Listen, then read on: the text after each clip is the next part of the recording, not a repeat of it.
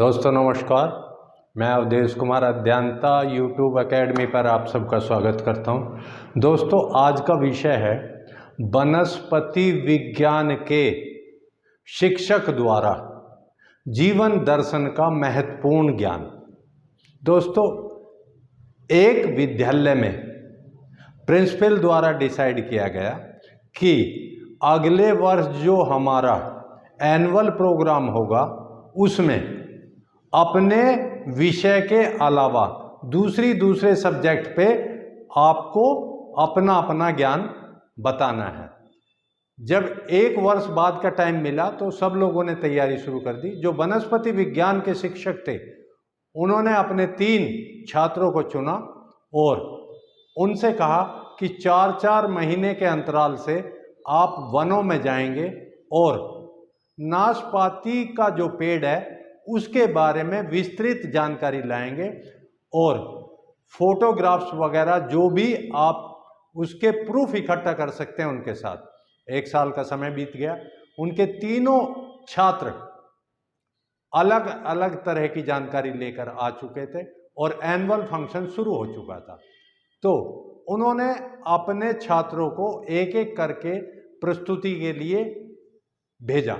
जैसे ही पहले वाला छात्र प्रस्तुति देने लगा तो उसने प्रोजेक्ट के ऊपर जो वो पिक्चर बना के लाया था, यानी कि एक टेलीफिल्म, वो उसने प्रदर्शित करी, जिसके अनुसार जो नाशपाती का पेड़ था वो बिल्कुल सूखा हुआ, टेढ़ा मेढ़ा और बहुत ही कमजोर सा पेड़ था, जो ऐसा लगता था पता नहीं इसमें कभी कुछ होगा भी या नहीं। और उसके बाद उसने कहा कि ये पेड़ बिल्कुल बेकार, नीरस और निर्जीव सा पेड़ है, इसका कोई औचित्य नहीं है, ना इसका कोई उपयोग है।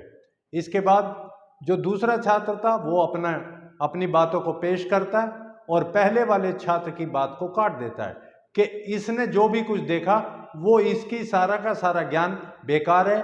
उसके बाद जो उसने प्रूफ दिखाया, उसने दिखाया नाशपाती का पेड़ बिल्कुल हरा भरा है, पूरा पत्तियों से लदा पड़ा है और कहीं भी उसका कोई टेढ़ापन या सूखापन नजर नहीं आता, बल्कि आसपास के जितने वृक्ष हैं उन सब में सबसे अधिक हरियाली वाला वृक्ष है।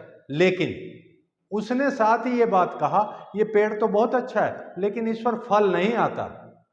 उसकी बात को बीच में ही काटकर तीसरे वाला जो छात्र था वो बोलने लगता है कि नहीं, इसका इन दोनों का ज्ञान अधूरा है। नाशपाती का पेड़ हरा होने के साथ साथ बहुत ज्यादा फलदार है और इस पर जितना फल आता है बाकी किसी पेड़ पर इतना फल नहीं आता। उसने ये वाली बात भी विद प्रूफ प्रोजेक्ट पे दिखाई। ये तीनों छात्र जब आपस में झगड़ने लगे तब जो वनस्पति विज्ञान का शिक्षक था उसने इन तीनों को बैठने के लिए कहा और उन्होंने कहा कि ठीक इसी तरह मानव जीवन है। कभी कभी मानव जीवन में बिल्कुल इसी तरह के उतार चढ़ाव आते हैं, नीरसता आ जाती है उसके जीवन में और कोई प्रोग्रेस नहीं होती। ठीक उसको उस समय भी उस तरह से व्यवहार करना चाहिए जिस तरह जब सूखा हुआ नाशपाती का जो पेड़ है वो अपने आप को स्थिर रखता है और उचित समय आने का इंतजार करता है धैर्य पूर्वक, और जब उचित समय आता है तो फिर वो लहला जाता है हरे पत्तों के साथ और उसको तुरंत कोई फल नहीं आता उस पर। ठीक इसी तरह हमें भी हमारे जीवन में किए गए कार्यों का फल तुरंत नहीं मिलता है।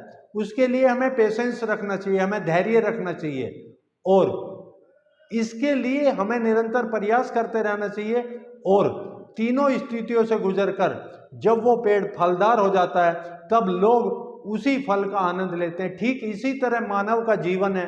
मानव जीवन के कर्तव्यों का फल भी एक निश्चित समय अंतराल के बाद आता है और जब वो आता है तो भरपूर आता है। इसलिए हमें बिल्कुल एक नाशपाती के पेड़ की तरह जब वो सूखा है, यानी कि जब हमारे जीवन में उदासी है, नीरसता है, तब हमें धैर्य के साथ रहना पड़ेगा। जब हम पूरी तरह से फूलने लगते हैं तब भी हमें इंतजार करना पड़ेगा फल आने तक, और जब हमारे कर्तव्यों का फल मिलेगा तब भी हमें झुक जाना पड़ेगा नाशपाती के पेड़ की तरह, जैसे वो फलों को लेकर झुक जाता है। तब हमें नम्रता के साथ व्यवहार करना पड़ेगा और हमारे अंदर उस टाइम अहंकार नहीं आना चाहिए। ये सारा जीवन दर्शन जो वनस्पति विज्ञान के शिक्षक ने बताया, ये वास्तव में एक अतुल्य है और हम सबका जीवन भी बिल्कुल नाशपाती के पेड़ की तरह है और हमें इससे शिक्षा लेनी चाहिए और हमेशा धैर्यवान बन के निरंतर प्रयास करना चाहिए, तभी सफलता मिलेगी। Thank you very much. जय हिंद, जय भारत, जय अज्ञानता।